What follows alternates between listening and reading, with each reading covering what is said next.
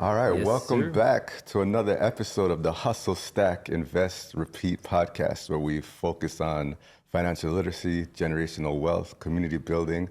I'm Dale. We have, Man, you know me, Frazzle. and we're joined by our esteemed guests, real estate extraordinaires in the city and beyond. We have, Priscilla Facey, real estate developer. And Sherard McQueen, M5V Developments. All right. So, again, like Dale just said, we are thrilled to have these two powerhouses. That's what I'm going to call them, powerhouses, because not only have they been in this real estate industry, but they've transitioned into the developmental space, and not only transitioned, but have transitioned by doing bigger and bigger and bigger things year in, year out. So again, welcome to our podcast. We are thrilled to have you. So I want to dive right into something, and I think it's something that really stuck out in my mind real quick when we were just talking a little bit offline, and that's perseverance, right? Perseverance in this industry that you're in. What I see a lot for myself on the outside, I see, and maybe it's just me, I run into a lot of people, they say they're in real estate. Every other person says they're in real estate. They sell real estate, they're a developer, and this and that. So what does that look like for you two? And what does that word mean to you in the spaces that you're in? I mean, I can say for myself, I'm a real estate developer. I've got 4 different projects across Ontario, 150 units under development. I've got one in the throes of construction at this moment, and it's a roller coaster ride. It's a lot of ups and downs. You have to be very diligent in honestly, I'm going to say managing your emotions, managing people. You've got to have a skill set that, just as you said, perseverance. There's going to be a lot of challenges. You've got to be able to meet them level-headed and have a problem-solving approach. Just literally all day long. I think we just solve problems. Yeah, and listen, when you talk about perseverance, it's not about something that you do in this particular industry. It's something you do in life. It has to be something that's pervasive. Has to be something that no matter what obstacles that you face, you always do the same thing. You approach it with a certain mindset. So we're always persevering. And like you said, yes, there's a lot of people who use the word developer. It's kind of thrown around a lot. Like people throw around crypto. They just throw around words and they're not really steeped in it. They're not, but I've sold $2-3 billion of real estate. I have 600 units under development, made multi-millions of dollars. And I started with nothing. Like we grew up, you know what it was, where we came up in Brampton. And that's it. So it really takes a lot to get here. But if you persevere and you stick with it and you have the right mindset and the right team around you, you'll win. okay, and speaking of perseverance, challenges come with perseverance, right? That's part of the whole thing. So can you speak a bit about challenges and opportunities in real estate that you guys see right now? I mean, for me, just, as a business owner, and we spoke a little bit about this offline, is that it's one is your perspective on it, right? And so in my business, I'm fortunately and unfortunately faced with working with people and having to know when it's time to end it.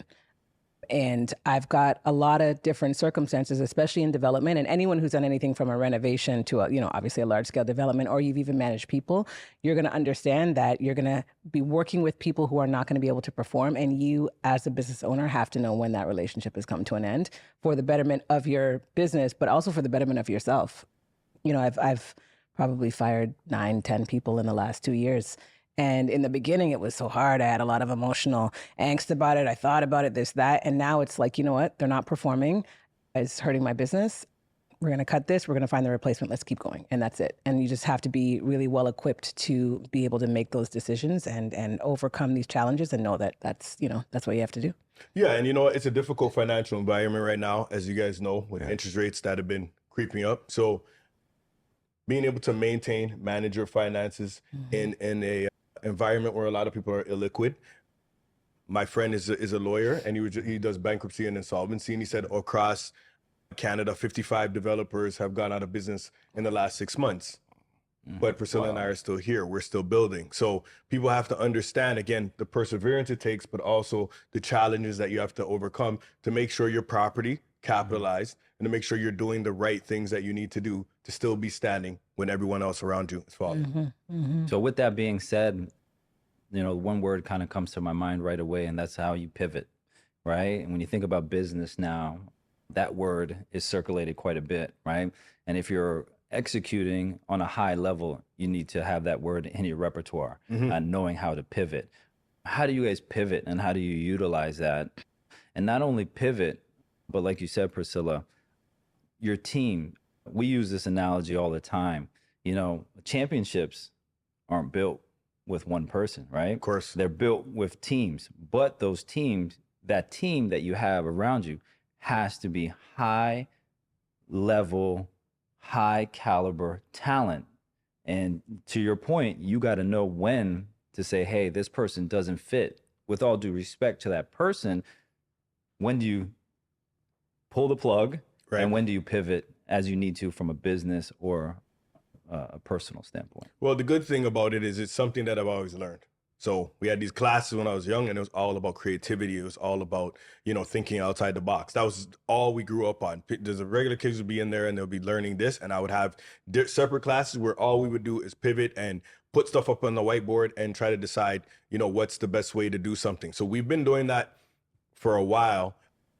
Priscilla is very creative, but in terms of the network, we got to shout you out, because at the end of the day, bringing EYL, we reconnecting, bringing EYL into the sphere has really helped. My biggest pivot in the last little while has been getting really engaging on social media. I was kind of doing it a little bit. I was halfway doing it. I talked to my business partner. He's the same age as me, 47. So he's like, oh, why do we really need social media? We're making money anyway.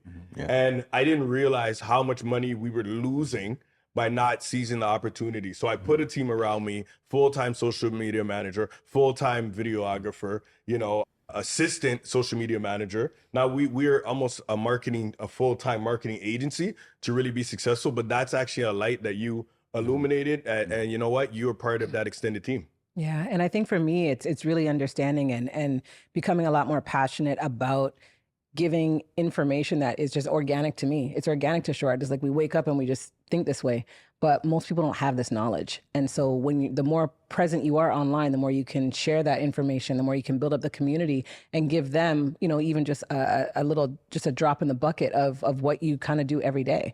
And seeing the impact that that's been having, seeing people now reaching out and they're like, you know what, I could have used this 10 years ago. Where were you? And so that's where I think for me, the online space, and we're coming out with a suite of courses to just kind of keep giving this information, this knowledge to people, because it's needed, and it really does have an impact. Because at the end of the day, if you don't know how to make money, you don't know how to manage your money, there's only one way to go, and that's down. Like you're on a downward spiral. And we see that in so many facets, and people making the wrong moves, people being married to this idea of owning the home that they live in and paying it off and being mortgage free. Like these are old, ancient mindsets that have to be done away with. And so, yeah, we're happy to introduce something fresh and different to them that is going to make a huge impact. Yeah, no, definitely. And even within that, with helping people try to get information and learn more, like what type of advice would you guys have for aspiring entrepreneurs? Because business and real estate go together, but it's also being a good business person, but then also being a good real estate person might be two different things. So just kind of like, what kind of advice could you give for aspiring entrepreneurs or people trying to invest? Keep your books in order. So like you're talking about real estate and business being two separate things. Honestly, don't mess around with, in the States, IRS, here CRA. Just keep the books in order. As you make more money, more of these financial problems will come, right? The CRA, they see a big check and they want a piece. Trudeau wants his piece. Biden wants his piece. Don't put yourself in a situation where you see a guy like Wesley Snipes, he did time over this type of stuff, right? Like, don't put yourself in that situation. So that's where I think what you said is so important, that like, there's real estate and there's business, and you have to know the fundamentals. There's like a lot of people who are making money in sports, right? So they're like, I'm an athlete, but then there's business, and their business isn't right, and they're upside down. Yeah, and I see it a lot too. I see it a lot with artists who come into a large sum of money. I was talking to someone the other day. They want me to come and speak at an event because they have young people who who are in the entertainment and film space who suddenly come into a lot of money and they don't know how to manage it. And then what happens is that, and they don't know how to invest it. And so these people get the money, they start paying expenses for friends and family, and next thing you know, the money's gone. Yeah, they and say then, they want to write off. And they don't know what to write off, Write is. off. Or is it a write down? Or is it, No, they have no clue. We're gonna get Jeff in here to tell us, like, but they have no clue. Yeah, and so I think it's really important for people to understand that as the money comes in, the money's got to keep working for you. So whether you're investing that into another, cash flowing business, but you should always be buying some real estate. I mean, I think I sold real estate for 13, 14 years, and I made as much money transacting real estate as I did on the real estate that I was buying. And I wouldn't be sitting here if I didn't buy real estate. And so, property investing in real estate is just should be a key critical aspect of anyone's investment portfolio. So with you two, and I've had the personal pleasure of knowing you two personally and professionally, you've been in this industry, like you said, for quite some time. Where do you pull the passion day in, day out to continue to drive and execute on a high level or produce at a high level? Well, I mean, I think it's something that's instilled from young. And I think that's why parenting is so important. That I have like 11 godchildren. It's just everything to me. So many nieces and nephews, like family is so important because I had people go instill those values in me. And I'm ready to work every day. Like if you guys text me at night, I'm there. And then guy will text me in the morning. So I was out playing dominoes last night till like 3 a.m. And then I was supposed to meet a guy on site. So he texted me like 7. He thought I was going to be sleeping. I texted him back already. I'm like, yo, I'll see you on site at 10. He's like, you're up? I'm like, bro, I've been up. Like, this is me. I can't sleep because we only have a certain amount of years to get out here and work and get the bag and be successful. And when you started off with nothing, you don't want to go back there. And that will light a fire under you every day because I remember, I don't know, Fraz, you probably never had those ramen noodles. You never Fraz eat good when I did Fraz, so he never had the ramen noodles. He never had the Kraft macaroni and cheese. You know what I'm saying? You remember those in the blue box? Oh, I'm sick of them. I remember them too much. That's what I'm saying. I had too much, and the corned beef. Bro, and the full of beef and rice. Like, I grew up on this because this is what was affordable. I'm never going back. So let me tell you something. You don't need to motivate me at all. I remember what it was like. Yeah, no, 100%. I can't believe you brought up bully beef. But yeah, no, I mean, for me, the passion just really comes from wanting to help people and just understanding and seeing the impact that I can have over something that, again, just comes kind of just sort of naturally for me. I want to help people change their circumstance. I want to help them to then go and affect other people. So that's what drives me. Okay. So just to clarify something, we grew up in the same neighborhood, so I did eat those ramen noodles. Just in case you I never saw Fraz eat ramen noodles. Fraz was always in $1,000 outfits. $1,000 like $5,000 today. You had a store, didn't you? We'll speak about that later, okay? No, so, your Air Force Ones look brand new. I think they're out the box. I try a ting. You know what I'm saying? I'm trying to ting out here, so, but, when you think about education, right? Education is very important. Oh, absolutely. Right? And I've seen some projects you guys have done within the school system. Again, I can only say from the sideline, education, from what I've seen for you two, is very important. But in your own perspectives as well, how can we get more financial literacy, more real estate literacy, more education in this school system from individuals like yourself or others across the country? I mean, I think it's going to take, a little bit of, boots on the ground work. I mean, I get teachers and school principals, and we had that other woman who reached out who would like us to roll out some curriculum that can go directly into the classrooms. I mean, I was astounded when we did those sessions with an after school program at the amount of kids that had very little knowledge, one, about just even what buying real estate even was. I mean, and they were high schoolers, so they were focused on, I'm 16, I want to get a car. We're like, okay, well, how do you get a car? How do you qualify to have a car payment? What does that even mean? Should you buy it in cash? Should you not? But even a lot of them didn't even know what their parents did for a living. I think that was the biggest shocker for me. I think my mom works in a nursing home, maybe. Oh, my mom works in a bank. Kind of. So parents just aren't having transparent conversations with their kids and talking about money. And And that, I think everything's going to start in the home first. So I think that's what we need right now. Yeah, it does. It starts in the home. Like anybody who knows me knows I believe in homeschool, right? I don't believe in sending the kids to school. So as much as I want to meet people where they are, I also realize it always starts in the home. And whether homeschool is an official thing or it's just your parents teaching you that extra stuff, but everything I am today is because my mom and my dad. And my dad really, because to be honest, a lot of my friends didn't have fathers that were present in the home. My dad was a father to at least 12 different guys who used to come to my house and they used to come check me. And I honestly, I didn't like my dad at all because he was always on me, right? And then he started being on them. He would call them in and get them in trouble. And I'm like, he wouldn't call them, he would deal with them personally. And that's the type of man he was. And I think if people really want their children to be successful, then they have to take it upon themselves. With school, listen, you have to understand what school is designed to do. The reality is school is designed to make sheep. That's what it is. A lot of us who are successful, I don't know how Priscilla did in school, but I barely made it out of high school. How did you do in high school? Barely. You like scraped through. I was on the honor roll. See, like Priscilla is one of those rare birds, right? Who okay, they did well in school and they also didn't get caught in the matrix. Yeah. I didn't, back in the day, remember we had OAC. So it was like 5 years and then you didn't have to do your first year university. Yeah. But it took me 5 years just to get the 4-year degree. So then I said 4-year one. So then I couldn't even get into university here because I didn't do my OACs. Yeah. So I had to go to the States for 2 years and then transfer back to York University, right? So it was a transition, but it was something that you have to take it upon yourself. So the kids who are listening out there, the parents who are listening out there, you have to take it upon yourself. When is the last time the government did something good for you? Like, what's the last time you're like, yo, man, look at the gardener. Did they do that good for you? You can't get downtown. Oh, boy. Right, you said come downtown. I was like, oh, my God, these guys don't realize. Like Trudeau did it. What is Olivia Child? They did it.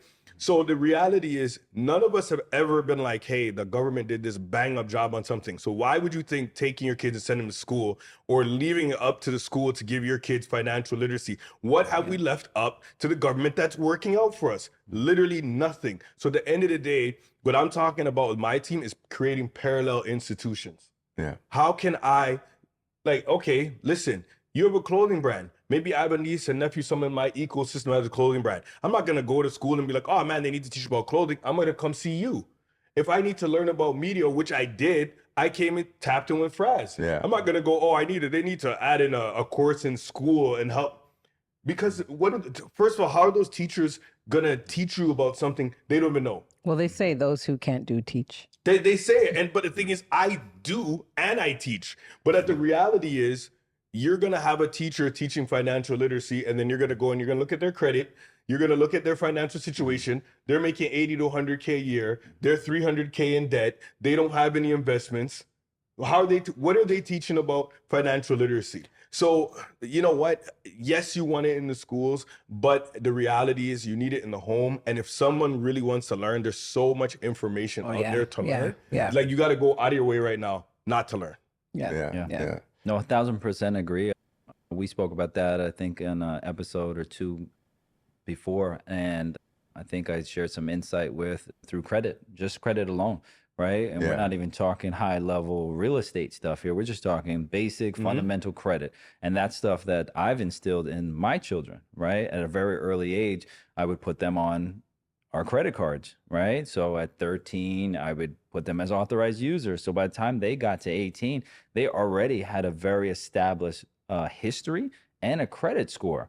So now they understand that, but now not only did I propel them into something, I still have to educate them on how to utilize credit, right? So it's a double-edged sword, right? So to what you just said, Sherard, is that you have to, it starts at home, but you have to also, it's a constant learning cycle, right? You can't think that, okay, I'm going to go ahead and do this little bit. It's constant reinforcement that's going to go ahead and propel them or get them into the right direction. We aren't perfect. We all have gone through, our own personal ups, downs, mistakes, and stuff like that. And what we try to do is mitigate a lot of that stuff where they don't have to, right? Exactly. You know, we all come from immigrant parents or backgrounds and stuff like that. Yeah. And that's a lot of it is a driving force for us to do better for our kids, right? Because we know that our parents that brought us here and stuff like that, they did not know about They this weren't culture, sophisticated. right? Yeah. Because Yeah. if they were here in 1980s, they would have bought, if they knew about real estate, they would have bought half of this city, right? And I wouldn't be sitting here talking to you, gentlemen and ladies and stuff like that.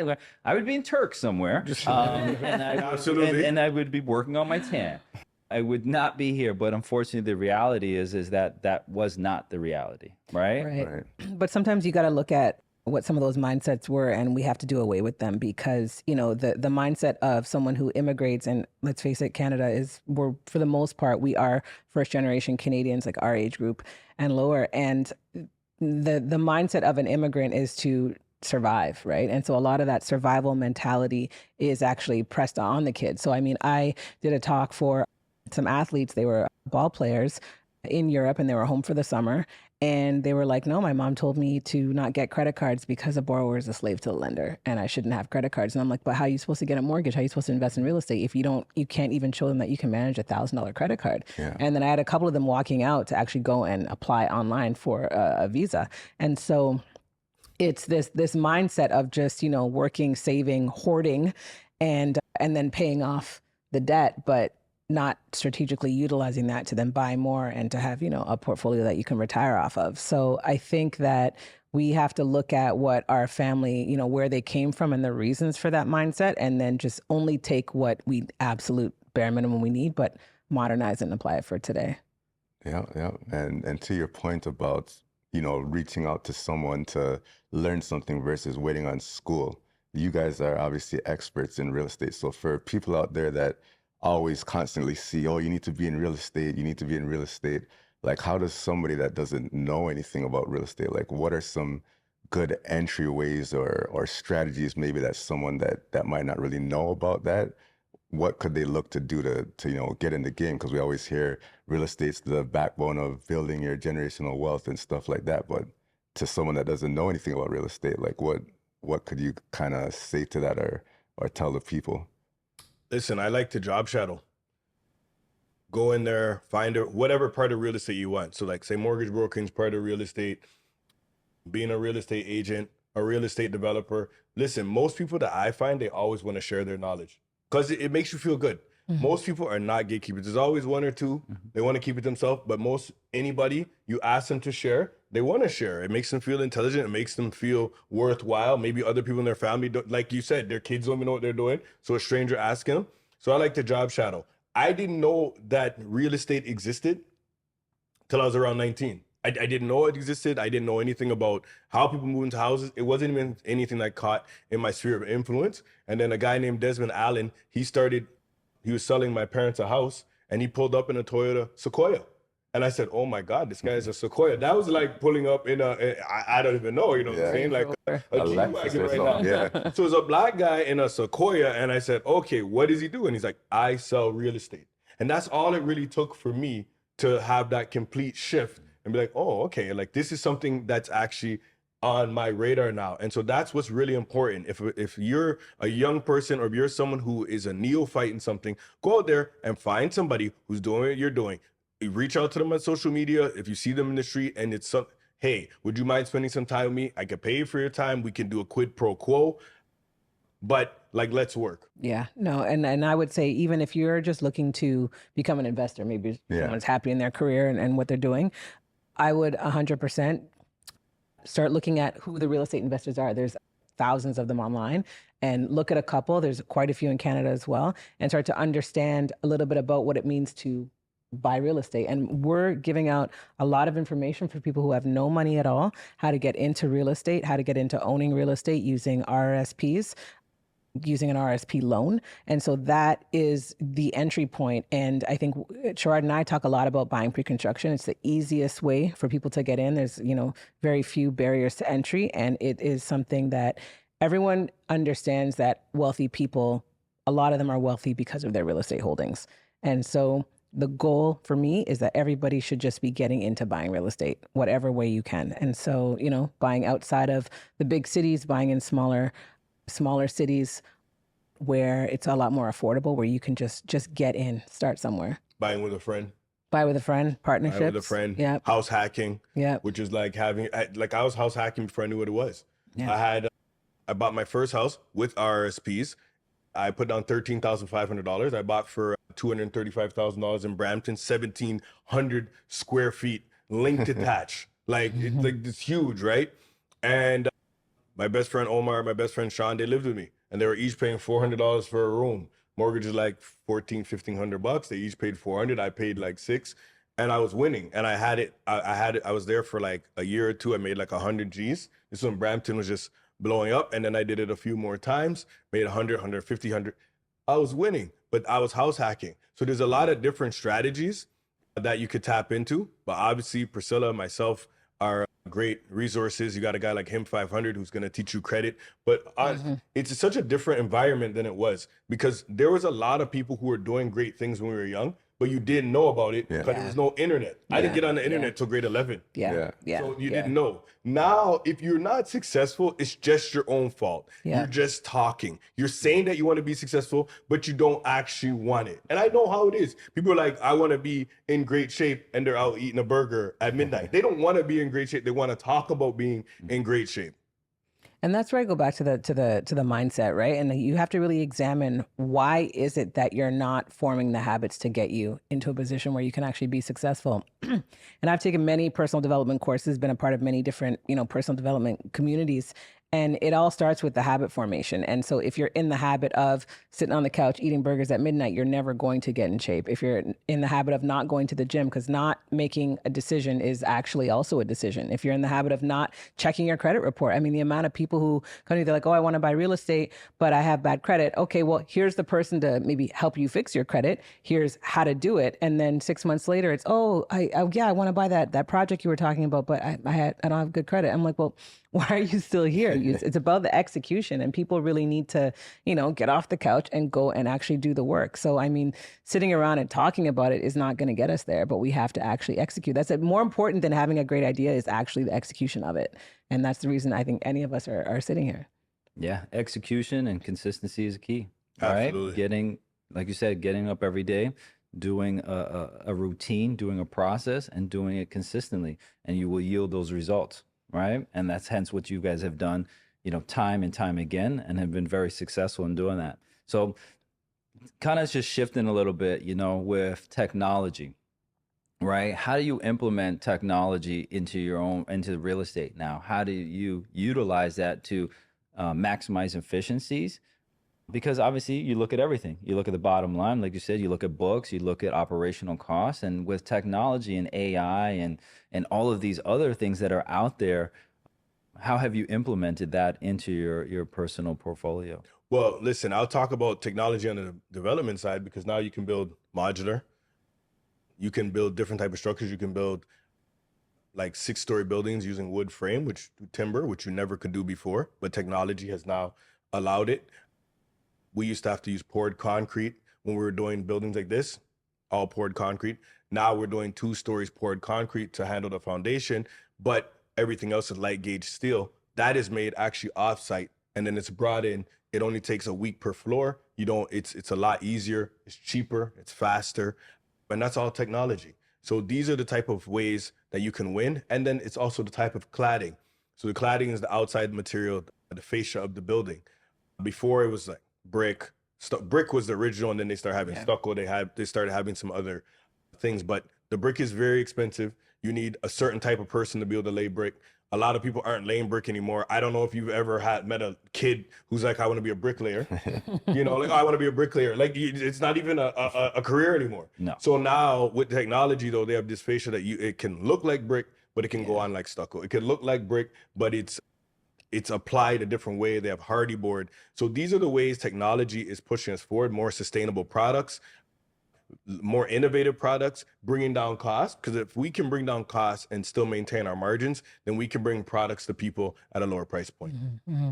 And the prefab Prefabrication is really key. I'm looking at doing that for one of my projects right now because here in Canada, as we all know, construction is so heavily impacted by the weather. If you can make everything in a temperature controlled factory and then just drop it on the site like Lego, this is going to bring a lot more product or housing to the market faster.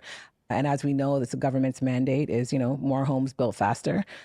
And we have a housing shortage, almost 1 million right now currently here in Ontario. And so, the more that technology can help us expedite the building process, the better off we're all going to be. But even on the digital marketing side, I mean, we started off with, back in the day, and even still today, builders are putting up these expensive, lavish sales centers. People physically go in, they meet the sales rep, they look at a model. Now we went straight to virtual reality, VR, and people put on goggles. They were able to walk through the suite and they were able to see all of that. Wow. Just on VR. We saved $200,000 in building a model that, quite frankly, depending on where you're located, people aren't going to drive out to the model suite anyway. We sold how much in real estate from to Toronto-based purchasers out in Niagara Falls. A lot of people hadn't even gone to the site because you're able to just buy it virtually. So that's definitely one way. And then just on the social media side, I mean, now we're using ManyChat, we're using Go High Level, all these different systems that are in place that I can put out a post. I can say, hey, comment RRSP, and they automatically get an ebook with all the information versus, me manually responding to people. And so you're able to reach and impact people a lot faster and a lot more efficiently. Wow. So there you have it. Like, utilizing the technology because like you said, that VR, I think that was a game changer for you. Oh yeah. Right. Made it everything so easy. That's huge, So if I was, I put myself as, I've got a couple of dollars in my name, right? I want to get into, like Dale said, I want to get into real estate, right? There's a lot of people, like we studied at the beginning, that quote unquote are real estate agents, right? But one shoe does not fit everyone, right? Like there's a person for everyone. And when I say it like that, how would I kind of go about making sure that I pair myself with the right person that's not only going to be looking out for me, not just looking out for a commission, that's going to try to educate me?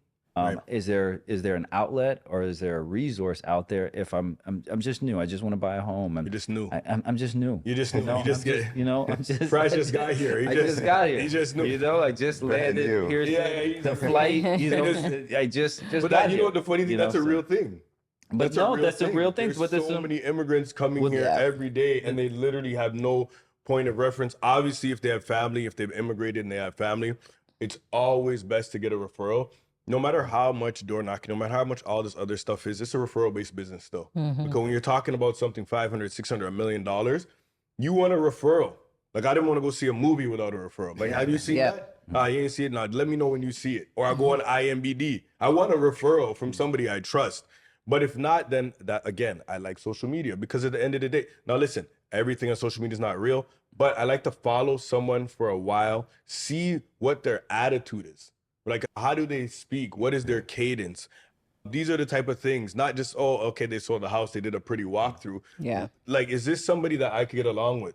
You guys all follow people on social media, right? Based on their personality, like, you know what? I don't like this guy. Or you might follow him for a bit, and then after a week, he pops up in your feed, you're like, unfollow. I don't like this guy. Unfollow. So it's the same thing in life, it mimics art. So that's how I do it. It'll be a referral first. Find someone on social media, kind of follow them, see what they're doing, reach out to them, have some preliminary conversations. And then, of course, listen, Priscilla and I are always here as a resource because we're not selling real estate anymore. So it's like there's no competition. It's not like, oh, yeah, we want your business. You could buy whatever you want to buy. We just want you to buy. Right? So if you come to us, and I've had people ask me for referrals, like, oh, okay, well, where should we buy or who should we buy with? Yeah. I'll give them. It's like Niagara is not, like you said, it's not one shoe fits all. So somebody might say, I want a house in Richmond Hill for myself, my family, around the corner for a school. I'm not going to be like, buy my project in Niagara.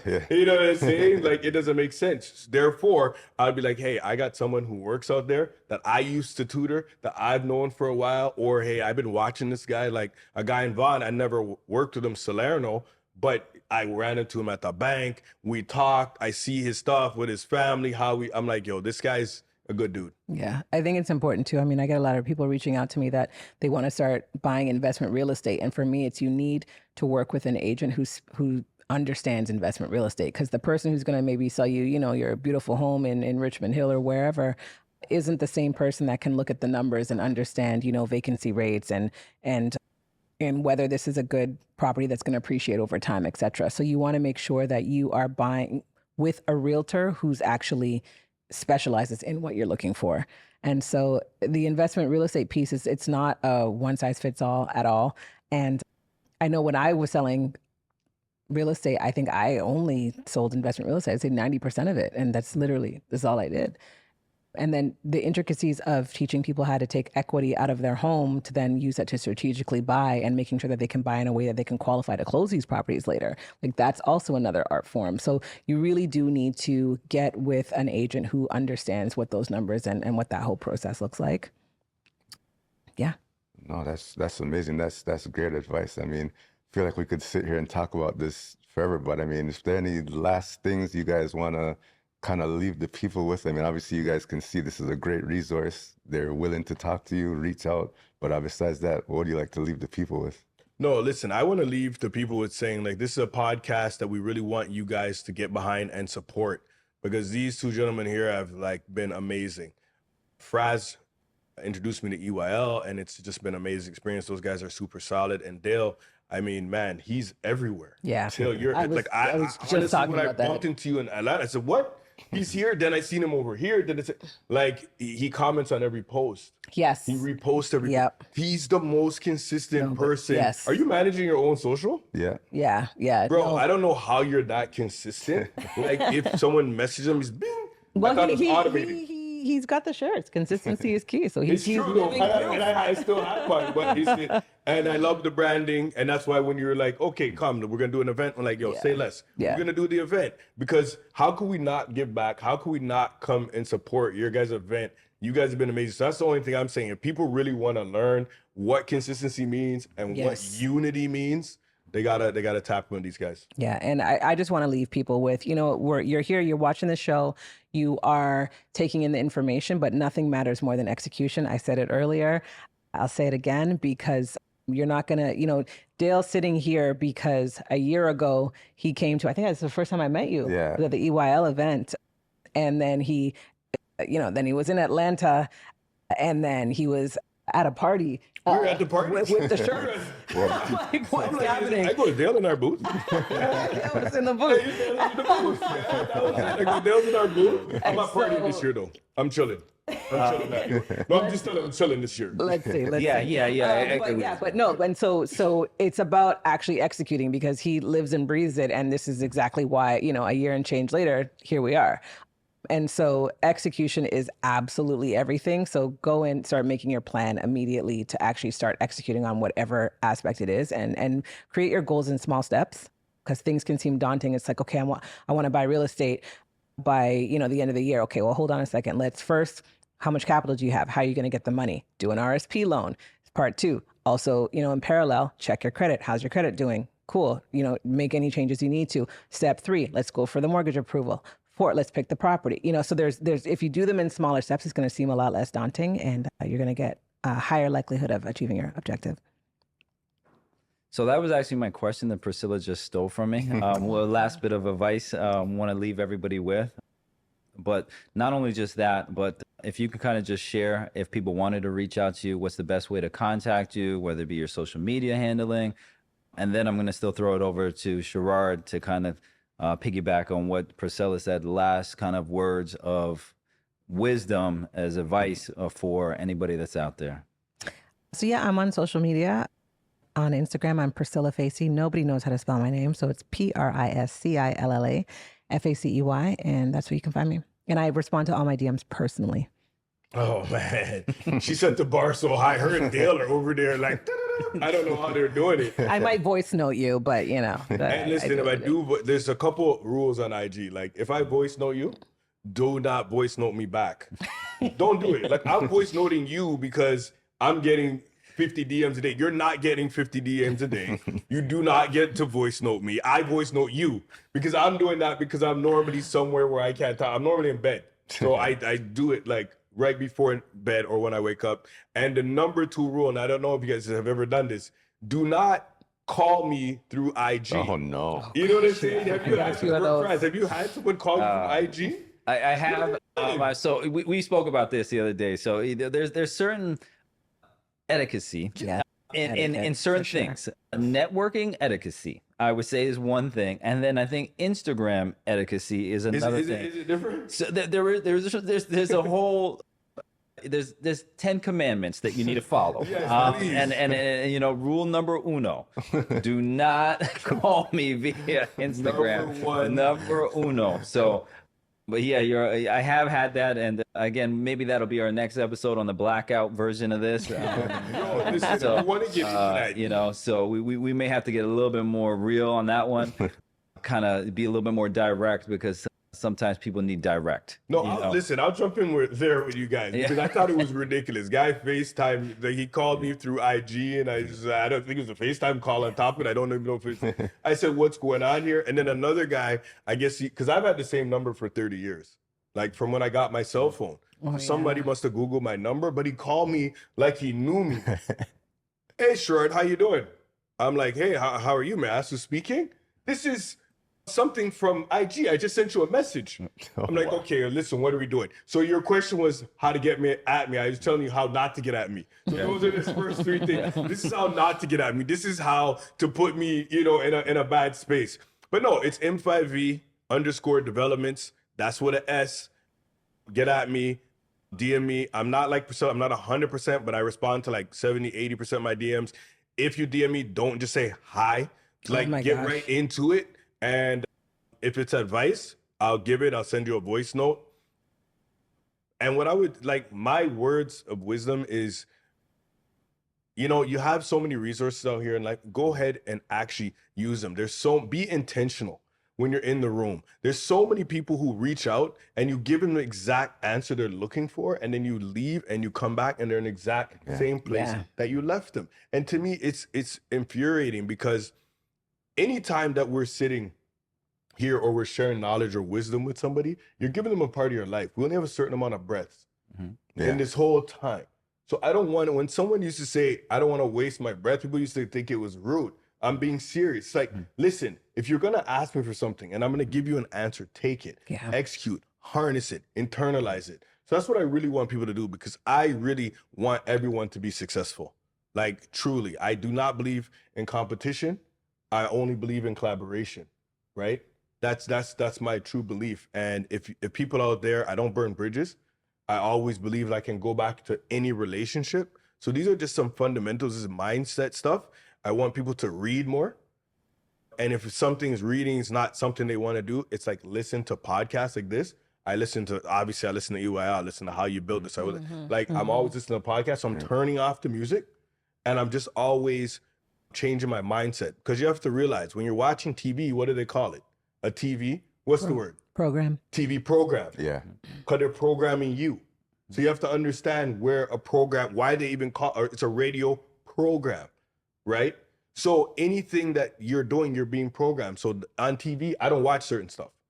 On music, I don't listen to certain stuff. I don't even entertain it. Because this, like, Future came the other day. Yeah. I'm not saying, but I pulled up, I was talking to my friend's sister, and I'm like, oh, you're going to go see Future? I said, let me just pull up some lyrics for you. And I pulled up the first song I said, and I read the lyrics, and it was like, I don't even know what it said, bro. It was like, yo, I got to get that stuff in here, and I got my tool, and that's how I get. I'm like, but you're going to listen to that for 3 hours. You don't think you're going to internalize any of that? You go there, and she's a vegan. So you watch what you eat. Yeah. You won't eat dairy, but then you're going to go in and you're going to consume something else. So what I want people to do is watch what they consume. It's just so important to me that people just don't consume anything, and they make sure they understand what they're consuming is definitely going to impact them. Well, you heard it here first. And as always, nothing but respect and love. We're out of here. All right. Thank you. Yeah. Thank you.